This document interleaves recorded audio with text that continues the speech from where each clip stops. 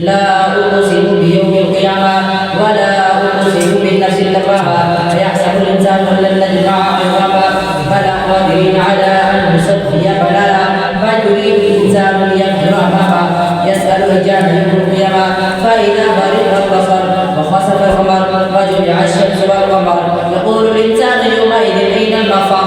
كلا لا بلغ إلى ربك يومئذ المستقر ينبأ الإنسان يومئذ بما قدم وأخر بل الإنسان على نفسه بصيرا بل هو الله عاذرا لا تحرك به لسانك لتعجل به إن علينا جمعه قرآنا فإذا قرأناه فاتبع قرآنا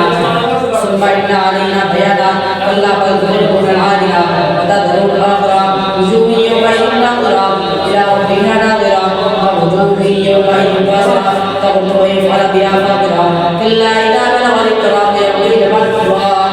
وظن أنه الفراق والتفت الساق بالساق إلى ربك يومئذ المساق فلا صدق ولا صدق ولكن كذب وتولى ثم ذهب إلى أهله يترقى أولى لك فأولى ثم أولى لك فأولى أيحسب الإنسان أن يترك سدى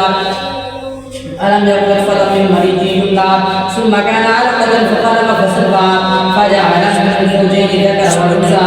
أليس ذلك بقادر على أن يحيي الموتى هل أتى على الإنسان حين من الدهر لم يكن شيئا مذكورا إنا خلقنا الإنسان من نطفة أمشاج نبتليه فجعلناه سميعا بصيرا إنا هديناه السبيل إما شاكرا وإما كفورا إنا أعطينا للكافرين سلاسل وأغلالا وسعيرا إن الأبرار يشربون من كأس كان مزاجها كافورا عينا يشرب بها عباد الله يفجرون تفجيرا يوفون بالنذر ويخافون يوما كان شره مستطيرا ويطعمون الطعام على حبه مسكينا ويتيما وأسيرا إنما نطعمكم لوجه الله لا نريد منكم جزاء ولا شكورا إنا نخاف من ربنا يوما عبوسا قمطريرا فوقاهم الله شر ذلك اليوم برقم نزلا وسرورا وجزاهم بما صبروا جنة وحريرا متكئين فيها على الأرائك لا يرون فيها شمس ولا ظليلا ودانية عليهم ظلالها وذللت قلوبها تذليلا ويطاف عليهم بآنية من فضة وأكواب كانت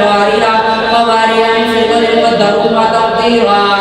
ويسقون فيها كأس كان مزاجها زنجبيلا عينا فيها تسمى سلسبيلا ويطوف عليهم ولدان مخلدون إذا رأيتهم حسبتهم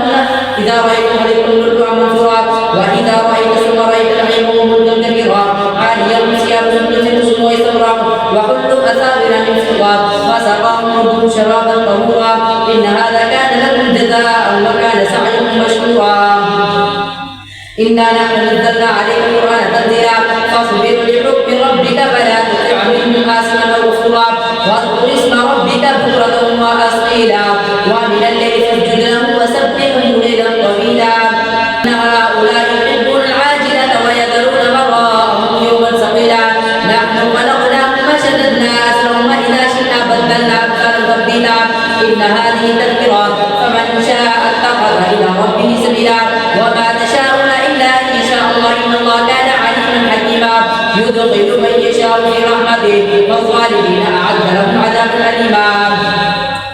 والمرسلات عرفا فالعاصفات عصفا والناشرات نشرا فالفارقات فرقا فالملقيات ذكرا عذرا أو نذرا إنما توعدون لواقع فإذا النجوم طمست وإذا السماء فرجت وإذا الجبال نصفت وإذا الرسل أقلت بأي يوم أجلت ليوم الفصل وما أدراك ما يوم الفصل بين يومئذ للمكذبين ألم نهلك الأولين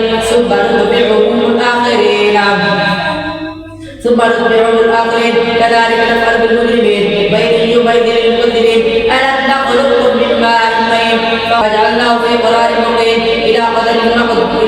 معلوم فقدرنا فنعم القادرون ويل يومئذ للمكذبين ألم نجعل الأرض كفاتا أحياء وأمواتا وجعلنا فيها رواسي شامخات وأسقيناكم ماء فراطا ويل يومئذ للمكذبين انقلبوا إلى ما كنتم به تكذبون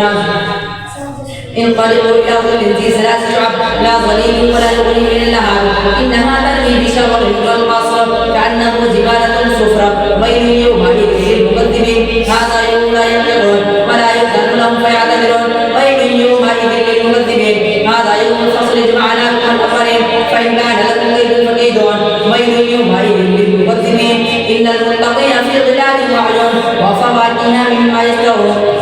واشربوا هنيئا بما كنتم تعملون ويل يومئذ للمكذبين كلوا وتمتعوا قليلا انكم مجرمون واذا قيل لهم اركعوا لا يركعون ويل يومئذ للمكذبين فبأي حديث بعده يؤمنون الله اكبر.